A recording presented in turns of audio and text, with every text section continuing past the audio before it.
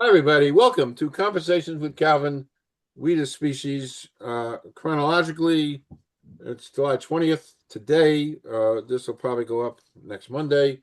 Uh, um, by the way, we almost didn't go on, uh, Mike Poliwada and myself. Why? Because we're just BSing. We just can't stop BSing. Well, 41 minutes. We're just BSing, and I didn't even know how to stop BSing.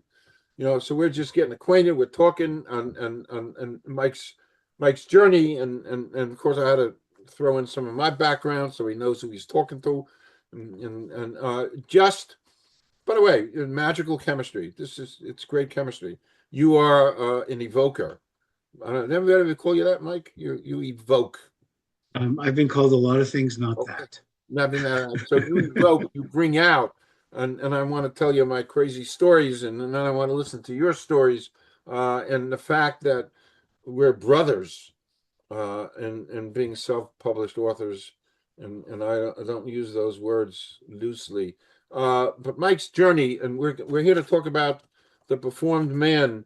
And every time I look at the title, and I'm going to read it, I loosen my collar because he's talking about me, you know.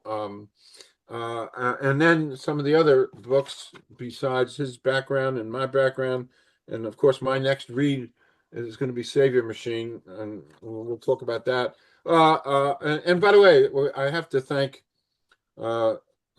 to thank Sasha Stoltz for implementation. I don't know her, and we never met, and randomly, actually, randomly she reached out. Would you be interested? And I took one look at your background, and type what I love to interview Mike. Sure, and she's great. She's PR, and she's up there, and life's funny how things work out. I never even asked her how she found me, and blah blah, and here we are.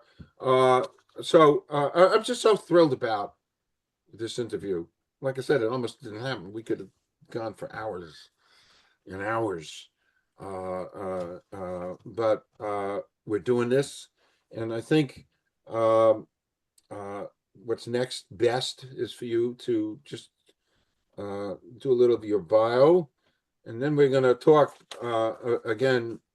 Um, we're going to talk about the performed man because it's hot under my collar. It's so me, it's so me, and then we'll drift off into other things. You are so fascinating and Well, amazing in great chemistry. I feel like, by the way, I feel like I've known you for a long, long time. thank you. Oh, one other thing before I got to do a commercial. To folks out there watching this early on, uh, subscribe. I have these battles with YouTube all the time. And it's just so simple for people to subscribe, support the algorithm, support self-published authors and podcasts, and just take a half second out and subscribe. And there's nothing comes with it. And please do. Mike, take it away. Thanks so much, Calvin. Thanks for having me. And yeah, I loved our conversation. So we were joking that I'm going to read my bio verbatim as it's written on the page. So I'm just going to do that real quick. Okay, so Mike Poliwada, that's me. He's a Canadian author, originally from Toronto, now based in the wilds of Western Quebec. That's real close to Ottawa, by the way. His work explores the intersection of identity, responsibility, and how people construct, lose, and rediscover their sense of self while navigating the pressures of the uncertainties of modern life. So I've written 5 books, including Scars, 9 short stories. They examine the human condition from multiple perspectives. Over and Easy, it's a coming of age novel. Savior Machine is my award-winning speculative fiction. Rage Slam Haiku was something I did for fun. It's a humorous haiku, and it's a take on everyday frustration.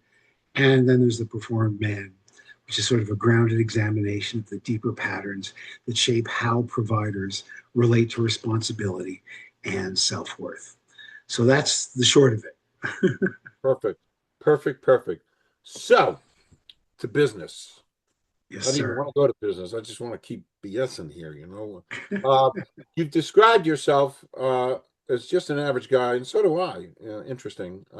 Yet average people rarely write 5 books in just a few years. What changed to make you do this? You know, it's a good question, Calvin. Coming out of COVID, my relationship of almost 15 years fell apart. Um, I was in a really dark place. I mean, I had to provide for my kids, and I was having challenges on the job, and just everything seemed like it was a roadblock. I couldn't seem to get my wheels going. I couldn't seem to get any direction. I put on a lot of weight. I fell into a deep depression, and I was close to taking my own life. Um, the only thing that prevented me was knowing that I had to be there for my kids, and that's what saved me. And then I did some counseling, and the counselor suggested I write a journal, and I thought journal. I kind of dismissed that. I said, "The hell, I'm not a writer." Um, but then I started to remember stories that I had experienced, things that I had experienced that could become stories. And so I'd heard about Substack. So I opened a Substack page and I started publishing short stories. And then I had the idea for Over Uneasy, which was the novel that came out after Scars. And and it was sort of like a a fictionalized version, really, of 5 years of my life as a young man. And so it just started happening, and I don't know what happened inside of a couple of years. It was inside of a year that I published the first two, and then in 2 more years later, I'd been up to four, and then this year I published the fifth. And like Calvin, I'm not disciplined. Um, I'm just, I don't think about it. I don't say, okay, I'm going to write 2 hours every day. I just kind of do it when I feel like it. And it just went from there. And I can, aside from my kids, writing saved me. Okay. I mean, you. By the way, we have some real parallel stuff, and I'm listening to you and stuff, and I've been down roads. Uh, was was there something that transformed the pain into creativity? Could you put your fingers on it, or was it the fact that you got some help? Uh, I think that the help was one thing, but the pain came out in Scars, like just the title alone. There were memories from childhood, um, memories of never fitting in, um, experiences, funny experiences, like you know, uh, I have a story called "The Immaculate Infestation," and it's about getting crabs without sleeping with anyone. Um, love that. and so like that became a story. And then I had a summer job when I was going to school doing wedding videos, Italian weddings with a good friend of mine. So I took a whole summer of wedding videos and I created a story called "The Wedding Cake is Battery Operated." And so you know getting these things out. I wrote an homage to my father, who died at a young age, and who was a working class. He was a truck driver. He was a laborer. He struggled with his health. He struggled with his faith. He struggled, and I can't read that story. I was asked to read it at a gathering, and I couldn't hold it together. Like I couldn't get through the first two paragraphs. Um, so that's the long answer to your question. Okay. Gosh, we have similarities. My goodness, you said you didn't fit in. Uh, I wrote a chunk of my novel about never fitting in. You know, yeah. So for a later date, there's a lot of Yeah. similarities here. Powerful stuff. Um, uh, if someone like met you 10 years ago, would they ever believe you'd become an award-winning author? Because you are an award-winning author. It was- No, I don't think so. I don't think so. I was at a pretty big job, working with a large healthcare organization, and I was not a good person. I was not a nice person, and it was part of the reason my marriage fell apart. I was an asshole, if I may use the term. I was arrogant. I was dismissive. A lot of it had to do with the themes in the performed man, but I didn't know it at the time. Okay. Okay. Yeah. Again, similarity. I had a previous marriage myself. Where we could be brothers, in the cosmic universe. Well, Uh, Calvin, we need to sit down and have a glass of wine or a cognac or a cigar. I yep. don't know if you're into that, Yep. but I still. Yep. As we're going through, but I'm really looking forward to the things that we're going to discover. Um, this is really interesting. Has becoming a writer changed the way you see yourself? Reflection, right? You see yourself, and you know it as well as anyone. You see yourself reflected in the pages, your mistakes, your fears, your joys, your passions, your regrets.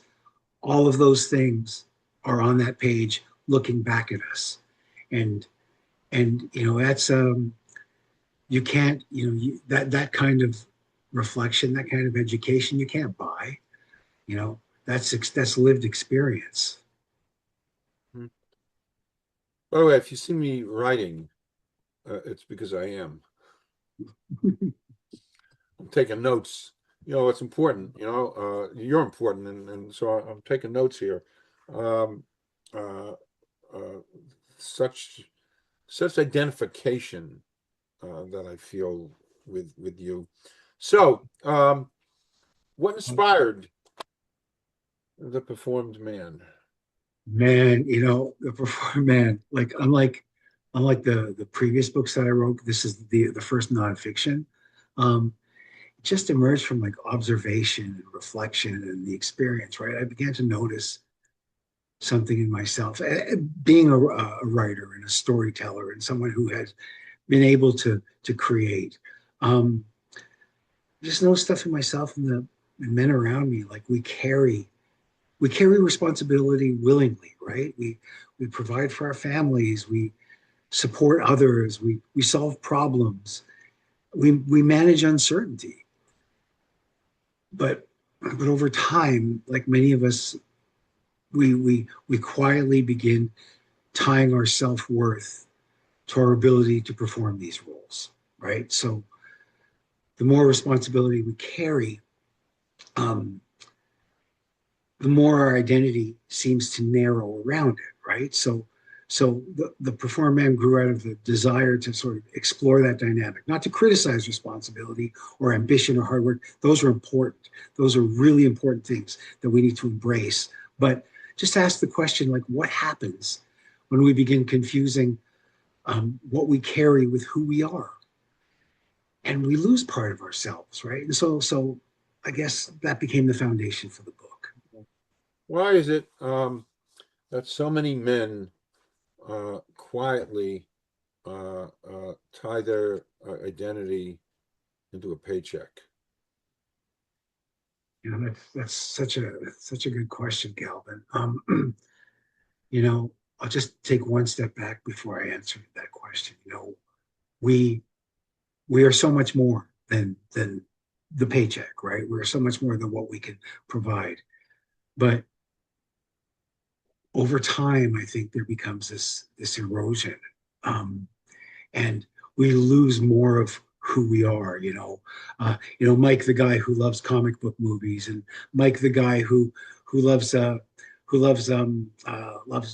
watching hockey games, or Mike, the guy who has these other hobbies, became Mike, the provider, and all of those other things seem to slowly disappear.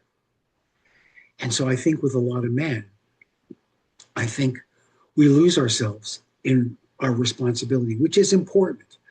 But what happens is that disconnect. and this happened to me, and this happened to so many people that I know, and Calvin, from our conversations, um, I'm sure you relate as well. That disconnect, that burden that we carry quietly because we don't want to scare anyone, we don't want to show that we're not strong, that we can't provide, you know, our egos, our pride, whatever it is, prevents us from sharing these things. And that comes out as aggression or impatience or we're dismissive. And what we end up doing, and this applies to me and many of the men that I spoke to, we actually alienate the people that we're providing for.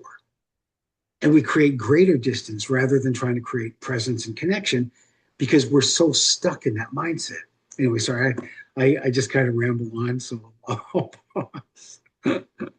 No, it's it's so I identify with this so much because I've lived it and I never really understood it, and now I'm beginning to get some glimpses.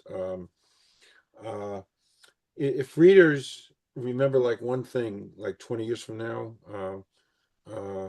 one lesson from the performed man, what would you like that one lesson to be? I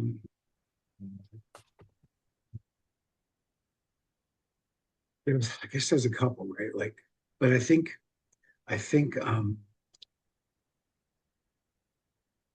the problem that we have is not hiding our strength or avoiding responsibility. It's about sort of getting lost in how we see ourselves without without losing sight of who we're providing for. You know, I think we I just,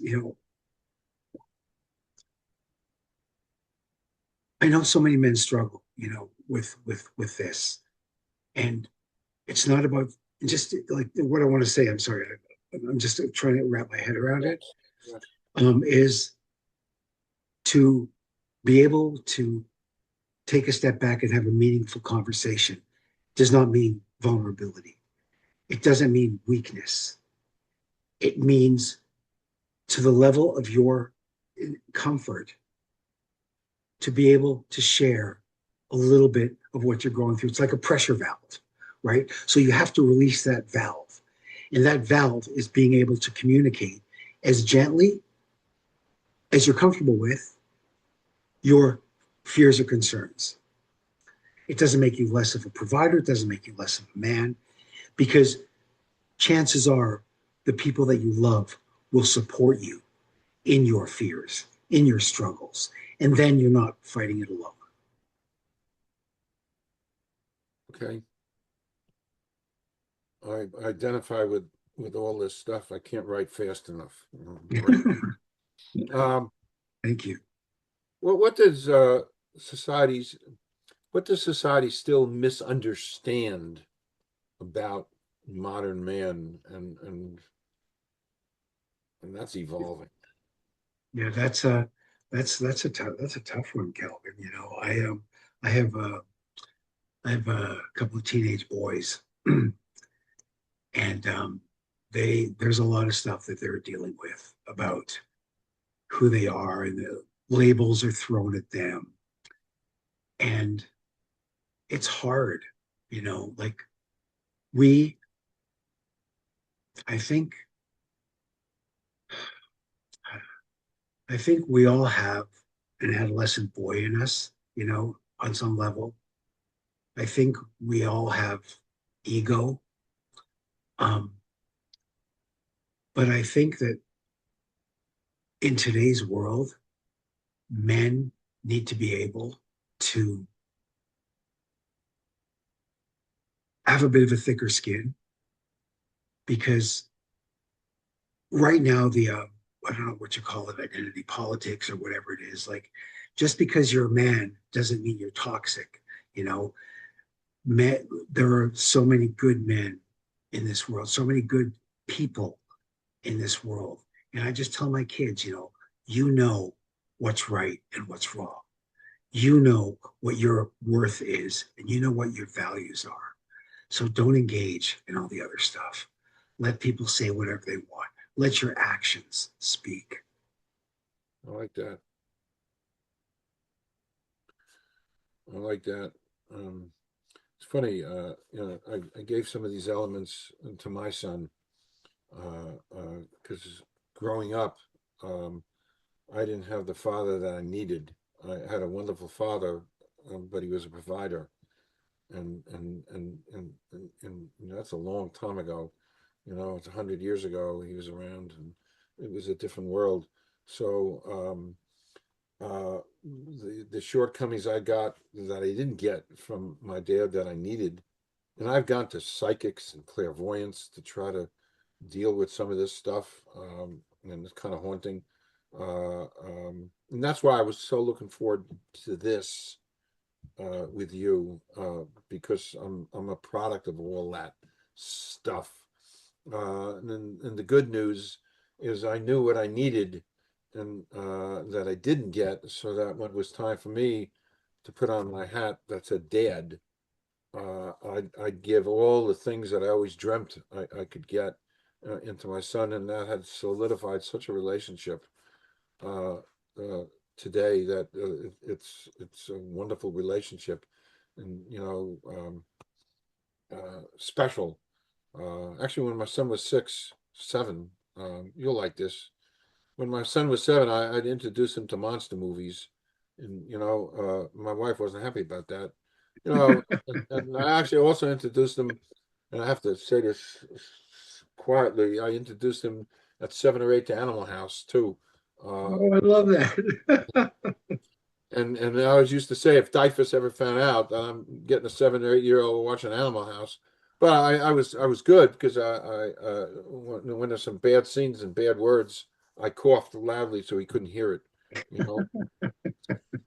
But one morning, he was 8 years old, and I was lying in bed on a Sunday morning, and AMC was putting on Wuthering Heights, the old with Wow. Olivier and Merle Oberon, and I did a horrible thing to my son. I kind of lied. I said his name's Neil. I said, Neil, there's a ghost movie coming on. I know you love ghost movies. He said, really, Dad? I said, yeah, it's a ghost movie. Because the last scene in Wuthering Heights, Heathcliff and Kathy are walking, they're ghosts. They're walking on the moors there, in the snow. Right. So Right. I didn't feel too guilty about that. But he lay down in bed with me and he watched that hour and a half movie, that gothic classic movie. And every 5 minutes, where's the ghost? It's coming. It's coming. Don't worry. But that was our relate, and the ghost, eventually showed up at the end, Heathcliff and Kathy. But that was the foundation of the relationship, born out of what I needed, and so I gave back. Uh, um, um, um, Another heavy question: why are so many successful men? Sometimes I think successful men are silently struggling today. I'm going to tongue in cheek say, if I were a successful man, I would be better equipped to answer that question. Okay, that's fine. But no, but I just want to say, from what you see, what I see and what I hear, it's you know, you you're defined by the work. You're defined by what you're building and creating, and maybe there's that little boy who never got a chance to see the monster movies with his dad. You know, maybe there's the father. There's the father who doesn't get to see his kids very often because he's building, 18 hours a day. Like could be a lot of things. But I wanted to share a similar story with you Sure. um, when you were talking about your son, because so my son plays hockey. Okay, he's not quite at that NHL level, but he's pretty good. Um, and I played baseball when I was a kid. We didn't have a lot of money, and so I had a baseball mitt, and I played baseball. So I wanted my son to play baseball in the summer, and so he wasn't interested, not at all. So one evening, I got him to watch The Sandlot, you know, and I had a mitt a glove that I bought for him. I put it in his hand. I put a ball in his hand, and he's playing with it. After the movie, he said, "Dad, I'll play baseball." So, the short of it is that I was so happy because baseball was my sport. I loved baseball. Um, so he played the first year. He did okay. Second year, he did really well, and he won for his level Player of the Year. Oh, So we went to the banquet. I was so proud. You know, I was an all-star catcher for a few years until I discovered smoking weed, and then that killed my career. But anyway, all that to say, um, we're at the banquet. He gets called up. He wins the award. I'm so excited for him. We get back in the car to go home after the banquet, and I said, "Brendan, dude, that's so awesome. Congratulations. How do you feel?" He said, "You know, Dad, this is nice, but I don't want to play baseball anymore." And that was the day he broke my heart. And one day I hope to tell that at his wedding. wow, wow, wow. Interesting, interesting. But Yeah, anyway, yeah, interesting stuff. And you just gotta just go with the flow. yeah, and like I support whatever what he chooses, Right, but this right. is about me because my when I played baseball, my parents never came to one game. Um, I would be dropped off, picked up. Sometimes I'd have to take the Right. bus. Yeah, So, um, so for me, it was so important that I was there. I mean, every game, every practice, and so, and that was kind of like the irony is that I liked it so much, but he didn't care for it. wow, interesting. And it's funny. My father never saw me play. I was a basketball player. Actually, I played basketball on Bloor Street, 1963, a long time ago. So, before we plunge back in, a couple of really off-topic questions that I like to ask. They can be fun. So here goes, Mike. Yes. Uh, Excluding family or friends, somebody living or dead you'd like to spend a day with.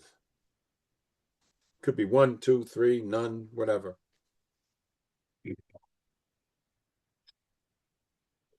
I uh, I love Franz Kafka. I love his writing. I love I love the brutality of his story. Um, and I was heavily influenced as a young person by Kafka's writing. So he'd be someone I would love to talk to. Perfect Um, answer. yeah, Perfect answer. I could give you a few more, but he's Whatever. the one, and Yeah. yeah, I Okay. Perfect. Perfect. Um, we talked about it a little bit. And I read some of your bio stuff, and you like classical movies. Do you have a couple of classical movies that you like, or any kind of movies? Do you have favorite movies? I I love a lot. You and I talked about Casablanca, and I remember when I was going to school, I had my buddies were film students, and so I'd always accompany them to the repertory cinemas back in the day, and Casablanca. I remember the first time I saw Casablanca, I couldn't believe, and I made the connection that all of the cliches, all of the sayings, all of the expressions originated here, and it was so powerful. And yes, you mentioned you've seen it a few hundred times. I must have seen it at least a few dozen times. Um, that's a that's a favorite of mine for sure. I'm a big That's great. Orson Welles as well. I love Orson Welles. Yeah. Um, so um, there. Gosh, it's Of funny. I'm course. blanking, but like That's the Doctor Strangelove was a Manchurian Candidate. sure. Great stuff. Great stuff. Hitchcock. I love Hitchcock. I love Rod Well, Serling. Like, yeah. Yep. One of my favorite movies, North by Northwest. Just marvelous. Oh, beautiful, marvelous. brilliant. Marvelous. It has everything. Comedy, mystery, action, romance, just marvelous. By the way, she's still around, Eva Marie Saint. Oh Uh, wow. she's on 101, 102, Jersey Girl. Oh She's still nice. she's still around, still looks pretty good. You know, yeah, yeah, yeah. She was great in Amazing. that movie. Amazing. Okay, so now we're going to talk about money and identity a little bit. Um, why do personal why do financial like setbacks feel like personal failure? Uh, why? I think I think mainly because as men we're measured by our environment, by our society, and now by our, but even by our media and by our social media, by what we have and what we can financially do, right? So if we struggle, you know, that's not just okay. I'm having a bad time, or it's about I'm a fail. Am I a failure?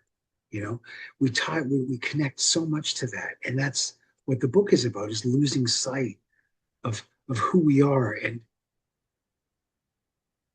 Yeah. and the connection. I'll tell you what I've learned over the last because when my kids were younger, I wasn't that present. I wasn't that good a father. I don't think. Um, but now, when things aren't going well, the joy I get from hanging out with my kids, you know, that's the most uplifting thing, and that's what the book talks about: is that you need that connection, you need that balance, because you're more than just a provider. Okay. Um, Men are always taught to tough it out, tough it out. When does toughness become like emotional isolation? Um, uh, What I read about in the book is that toughness becomes like your armor, okay, and that armor over time becomes like your skin, and nothing penetrates, but nothing is released either. The only thing that's released is anger, frustration, all of the negativity, right?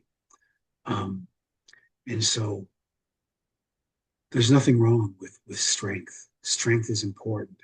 You know, I talk about strength is in there's one way of thinking, which is your strength is your endurance. But in the book, I try to talk about it's more than that. It's your it's connection, it's awareness, it's being able to reflect, and it's also being able to be present for your family. And you don't have to. That's strength too. And so rethinking that is I think a real important lesson, because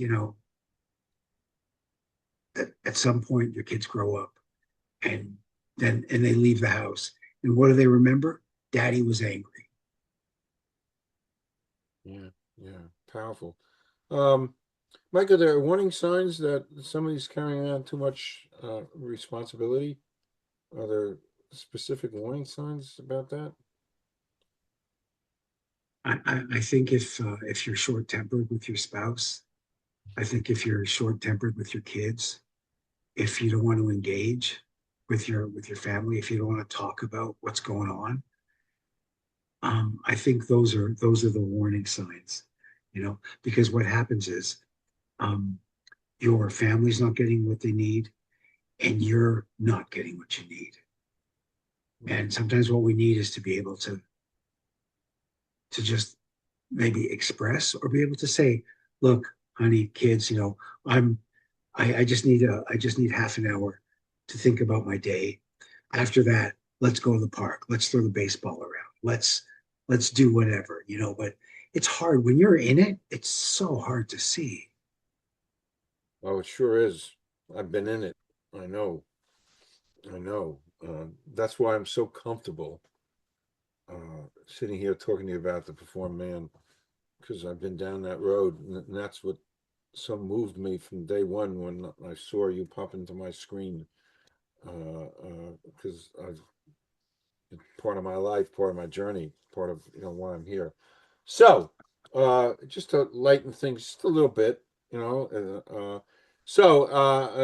with this whole panoply, which is a nice word, these whole panoply of books. You write literary fiction, speculative fiction, poetry, haiku, nonfiction. Is there a genre that you feel more comfortable with at your home? Not really, no. It's just like whatever I feel like doing. Like, I've got one more nonfiction book coming out, and it's very satirical, um, which I kind of had a lot of fun. I had a lot of fun writing. Um, I also have another one that's the first draft is done, which is historical fiction meets speculative fiction. So it's a moment in history, a moment in time that goes in a different direction than the history of that time.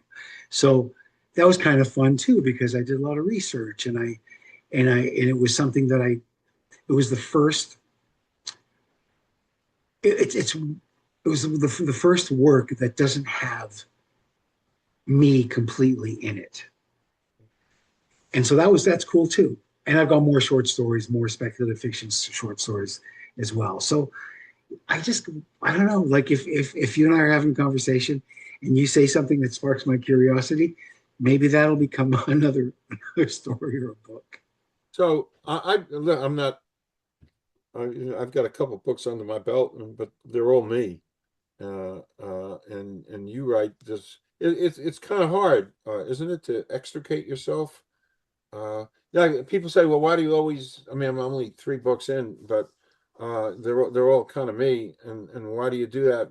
And my response is, well, because I know me better than anything else, right? Absolutely, absolutely. And another trick I discovered during the process, especially with the speculative fiction, is I haven't lived under a dystopian regime. Well, some might argue Canada is, but I'm not quite there yet.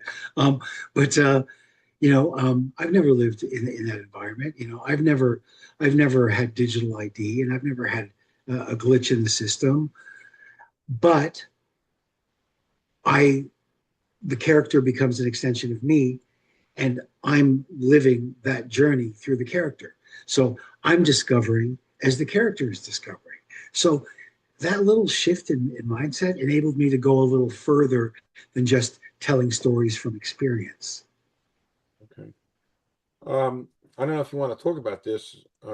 We talked about it before we went on air. Uh, in one of the stories in Savior Machine, um, you have a premise that to me is just mind-boggling. Do you want to talk about that? It's up to Sure, you. sure.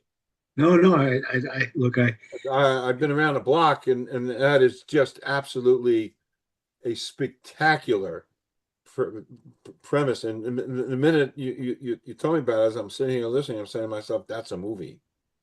Well, if there's anyone out there who wants to make it a movie, let's talk. But so, so watching our world unfold, watching Democrat, Republican, liberal, conservative, and being thinking that none of them are fit to govern. We've seen, and especially in the last 50 years, we've seen a lot of corruption and dirty politics, and we've seen a lot of military industrial complex. All of these things, we've seen so many horrific things under the guise of Democrats, Republicans, partisan. So I thought, who would be fit to govern? And then I thought, well, wait a second. What if there was a nonpartisan AI that was put together by young Democrats and Republicans who truly wanted a better America, who truly wanted to stick to the values that America was built on, the Declaration of Independence, the Bill of Rights, um, um, um, um, I'm drawing a blank here, but all of the documents of the founding fathers with the values built in a nonpartisan, non-corruptible engine to start making decisions on behalf of what is the greater good for the American people while cracking down on the corruption. And so, what it poses is what if we were able to end all of this corruption and invest in social infrastructure, invest in healthcare, because the trillions and trillions of dollars that have been spent on killing people abroad, I don't want to get too political here, but the trillions of dollars that have been spent on, let's just say, the corruption, If those funds were saved, clawed back, and allocated to making America a better place for American citizens, that's the premise of the story. Now, the conflict is the old guard wanting to maintain their power. And so that is the conflict. The main story is in two parts. Everything is going really well. And the second part is what happens when humans try to mess with the good. And so just I want to throw out a couple of things because I think these are really cool. So it's an AI president, right? So and there's a dying president who decrees and makes the executive order based on because he's on his deathbed and he wants to make things right. He wants to make amends for everything that's happened. So there's that. So I'm sorry, I get excited with this stuff. Um, um, but every app in America, every phone in America gets an app from the White House. And every American can make, I call him Hal, and you'll get the reference. I call President Hal. Wow. Um, and everyone can choose the avatar of what the president looks like. So if you're a 22-year-old artist, you can make President Hal look like a 22-year-old artist. If you're a business person, you can make him look like a business person. If you're a woman, you can make the president a woman. And so what that does is that tears away a lot of the biases and the prejudices and the stereotypes of the pale, stale, male, corrupt leader. And so I throw a lot of little things like that in because I want it to be like across the board. And what it does is I'm sorry, I'm just giving it all away, but Oh, it's good. No, this was great. You're not giving anything away. It's and I by the way, I talk about Hal all the time. Uh, um, and here's an off-topic thing. Listening when you mentioned Hal, most people won't know that reference whatsoever. 99.9%. It's just, well, because and I talk about that all the time. So the segue now is just your emotions, your feelings about this thing called AI. You like it? You're afraid of it? You're hopeful? How do you feel about AI? I like it. It's a tool, you know. It's not your spouse, it's not your family. It's a tool. And I think that if we're it's like anything, garbage in, garbage out, right? If you're trying to bait it, if you're trying to create conflict, you're going to get conflict and you're going to find reasons to hate it. But I use it as a sounding board. I use it. I'm very honest and sincere with it. Like if I'm struggling with something, you know I'll have a conversation. I'll have a conversation. And I don't know. I'm not afraid of it. I don't think I don't think that it's as scary as people think. But at the same time, I don't know the inner workings and the politics of it. So I use it as a tool, as a resource, as a sounding board, and I really like it for that. Okay, good. I agree. It's I agree. It's here and of course I showed you early on before I went on air. I asked Dad to draw a picture of me and kind of messed up and misunderstood me. Uh, I told AI what you're doing for me is garbage. So the next thing AI did is it put me in garbage. It's great stuff, you know. You know what? We could. There's so much more to be continued. The last nice little thing. A legacy that you hope your sons remember about you.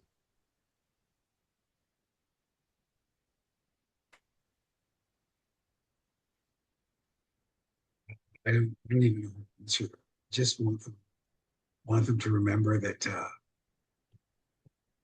I always had their backs. I always had their backs, you know, I said to them, if you tell me the truth, even if it's bad, we'll always figure a way out. But if you lie to me, I don't know if I can help you. Like, it's harder to get through that, So I don't know. Just Nice. I don't know if that's a good answer, but that's kind of That's a great answer. That's a great answer. Um, yes, we could go on, and we should and we will down the road go on, because we got more books to talk about and stuff, and you're writing more. So great chemistry. We've just begun to uncover all these little particulates of synchronicity and commonality and journey. I'm forthwith herewith inviting you to come back. I'd This love to. this was just been great stuff with you, and totally, unexpected. You don't know what to expect, because but the chemistry is great. You've been amazing in your journey and the stuff. My identification with your words in the Perform Man, et cetera, et cetera. So thank you, thank you, thank you, Mike. Calvin, thank you so much. Likewise, everything you said, like it's what a pleasure. Thank you. Yeah, thank you. So don't leave. I'm just gonna stop recording, and we'll do a 2-minute wrap. But thank you so much, Mike, and only good things to you. Likewise, thank you, Cal.